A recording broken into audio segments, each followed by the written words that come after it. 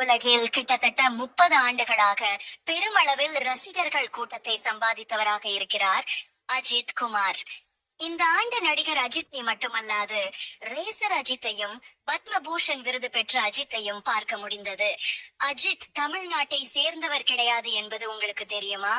இவரது தாய் கராச்சியில் பிறந்தவர். இவருக்கு சிந்தி மொழிதான் தெரியுமாம்.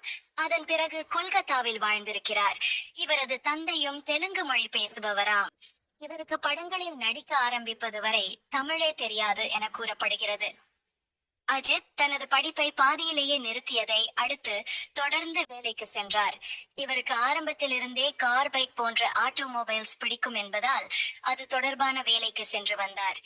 நடிக்க ஆரம்பிக்கும் முன்பு ஒரு ஆடை தொழிற்சாலையில் மேனேஜராக இருந்தாராம். அஜித் நடித்த முதல் படம் என் வீடு என் கணவர்.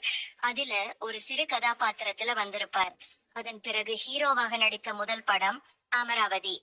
இந்த படத்திற்கு பிறகு காதல் மன்னன், ஆசை, காதல் கோட்டை உள்ளிட்ட படங்கள் ஹிட் ஆனது.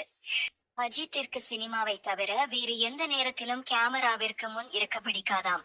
இதுவரை இவருக்கு சமூக வலைதள பக்கமும் இல்லை.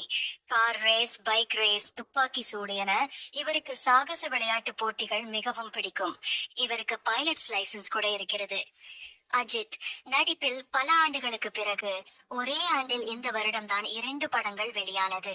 விடாமுயற்சி படம் கை கொடுக்கவில்லை என்றாலும் குட் பேட் ஆக்லி படம் பெரிய ஹிட் அடித்தது.